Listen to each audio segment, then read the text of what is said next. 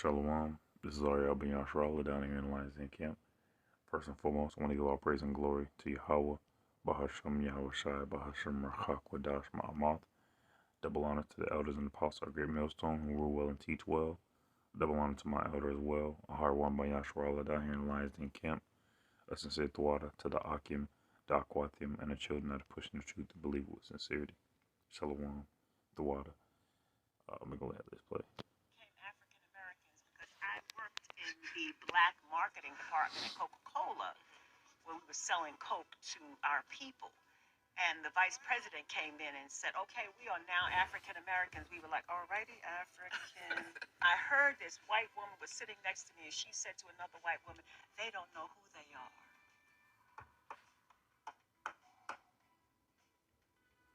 Wow. That's what I said. And I'm going to take my wig off, and I'll be honest, I did not know what to say to her. I didn't know what to say to her. But in a way, it's kind of true, though. That's why I didn't know what to say. Yeah. But African Americans seems to be sticking now. I just think we should just be human. How about that? I remember when we...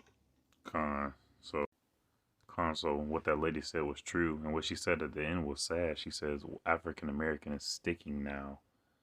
And that's just as sad than us not knowing who we are. But watching that video, it made me think about Romans 9:26. It says, "And it shall come to pass that in a place where it was said unto them, ye are not my people," because we were told that we're not the Lord's children. We were told that we're not the Lord's people. We were told that we're African Americans, that we're colored, that we're Negroes. I think we're 3/5 of a human. You know, we were called everything but a child of the Lord. All right, it says, and it shall come to pass that in the place where it was said unto them, ye are not my people, there shall they be called the children of the living power. And that's happening right now. Our people are slowly but surely waking up.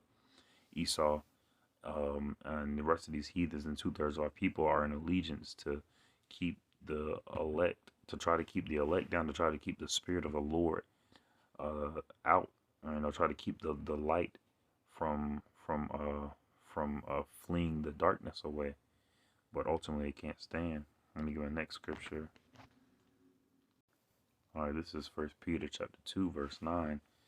It says, "But ye are a chosen generation, a royal priesthood, and holy nation." We are a holy nation, and that word holy means set apart. So we're a nation that's set apart.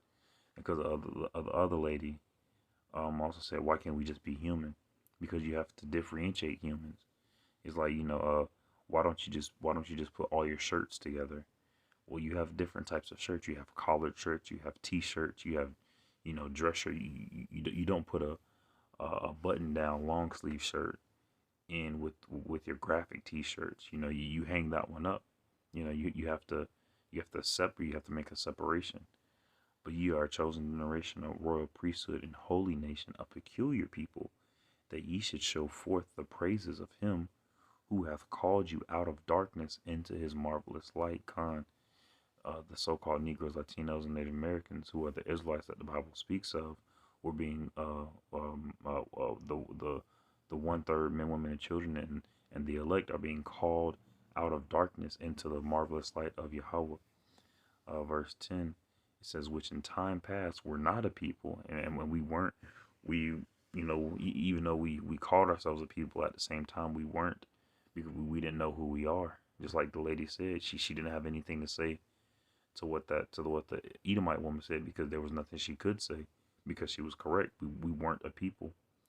We didn't know who we are. We didn't know who we were. So like it says, "But are now the people of God, which had not obtained mercy, but now have obtained mercy." Now we have obtained mercy. We know the Lord's true name, Yahweh, and his son Yahweh Shai. We do our best, to the best of our ability, to follow the law, statutes, commandments. We do our best to remain in the spirit of Yahweh Shai, meek, humble, and lowly.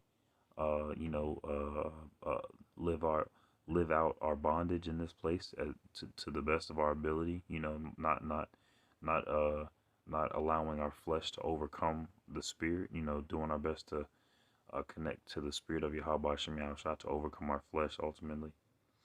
But just a quick spiritual hydration, and I pray the lesson was edifying. Shalom.